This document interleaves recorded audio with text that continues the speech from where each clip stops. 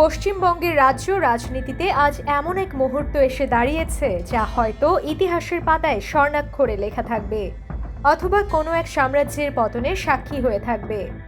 যে রাজ্যে টানা 15 বছর ধরে মমতা বন্দ্যোপাধ্যায়ের একচ্ছত্র আধিপত্য বজায় ছিল, যে মা মাটি মানুষের স্লোগান দিদিমণির গদিতে বসার পথকে প্রশস্ত করেছিল, আজ কি সেই গদি সত্যিই টলমল?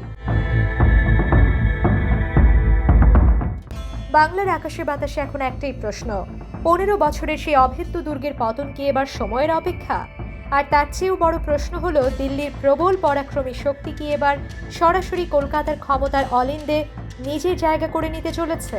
রাজনীতির আঙিনায় গুঞ্জন উঠেছে, এবারের এই লড়াই আর 5টা সাধারণ নির্বাচনের মতো নয়, এটি এক মরণপণ সংগ্রাম। ভোট গণনা এখনো চলছে, প্রতি মিনিটে মিনিটে বদলাচ্ছে অঙ্কের হিসাব।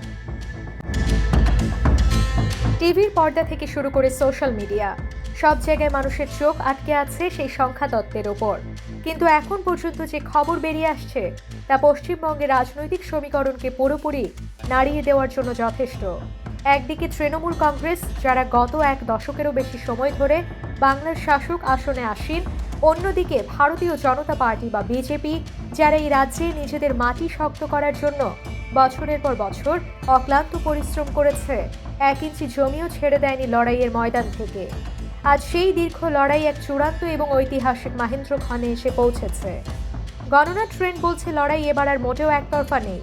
রাজ্যের বিভিন্ন কেন্দ্রে পাল্লা দিয়ে চলছে লড়াই। কোথাও তৃণমূল কংগ্রেস লিড নিয়ে এগিয়ে যাচ্ছে, তো পরক্ষণে আবার বিজেপি সেই ব্যবধান কমিয়ে ঘুরে দাঁড়াচ্ছে। কিন্তু উদ্বেগের বিষয় হলো সেই সংখ্যাটি, যা 294টি আসনের মধ্যে ইতিমধ্যেই 150-এর গণ্ডি ছাড়িয়ে মোদির বিজেপি ঝুলিতে যাওয়ার ইঙ্গিত দিচ্ছে। আর এই সংখ্যাটি তৃণমূল শিবিরের কপালে চিন্তার ভাঁজ ফেলেছে। বাংলার এই মহাযুদ্ধে সবচেয়ে বড় প্রশ্ন হয়ে দাঁড়িয়েছে স্বয়ং মমতা বন্দ্যোপাধ্যায়ের রাজনৈতিক ভবিষ্যৎ।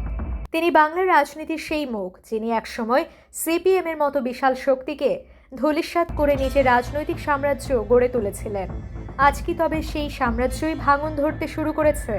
গণনার প্রাথমিক ফল দেখে রাজনৈতিক বিশ্লেষকরা মনে করছেন, এবারই হয়তো মমতা বন্দ্যোপাধ্যায়ের দীর্ঘ রাজনৈতিক আধিপত্যের অবসান ঘটতে পারে। অন্যদিকে বিজেপি এই নির্বাচনকে নিছক কোনো ভোট হিসেবে দেখেনি, তারা একে বানিয়েছে তাদের আত্মসম্মান ও অস্তিত্বের লড়াই। দিল্লির কেন্দ্রীয় নেতৃত্ব থেকে শুরু করে বড় বড় হেভিওয়েট নেতা, প্রধানমন্ত্রীর একের পর এক জনসভা এবং কেন্দ্রীয় শক্তির পূর্ণ ব্যবহার, বিজেপি এবার কোনো খামতি রাখেনি। তাদের লক্ষ্য ছিল একটাই, পশ্চিমবঙ্গকে নিজেদের দখলে আনা এবং বাংলার মসনদে গেরুয়া নিশান ওড়ানো। এখন পর্যন্ত পাওয়া খবরের ভিত্তিতে বলা যায়, বিজেপি তাদের সেই কাঙ্ক্ষিত লক্ষ্য থেকে খুব একটা দূরে নেই। তাহলে কি সত্যিই 15 বছরের সেই সোনার গদি হারাতে চলেছেন মমতা বন্দ্যোপাধ্যায়, নাকি শেষ মুহূর্তে আবারও কোনো জাদুকরি চমক দেখিয়ে তিনি সব হিসাব ওলটপালট করে দেবেন? মনে রাখবেন, এই নির্বাচনের ফলাফল শুধু পশ্চিমবঙ্গের একটি রাজ্যের ভাগ্য নির্ধারণ করবে না, বরং এটি ঠিক করে দিতে পারে আগামীর ভারতের জাতীয় রাজনীতির রূপরেখা।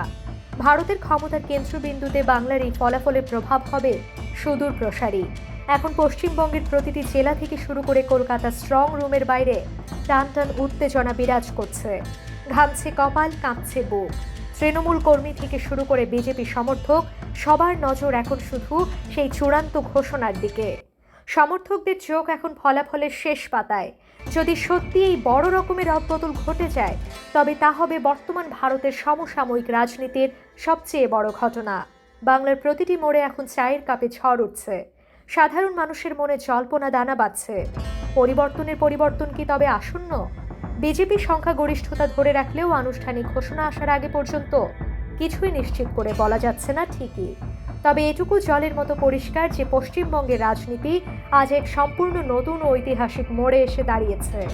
এই মোড় ঘুরে ক্ষমতার চাবিকাঠি শেষ পর্যন্ত কার হাতে যায়, সেটি এখন দেখার বিষয়।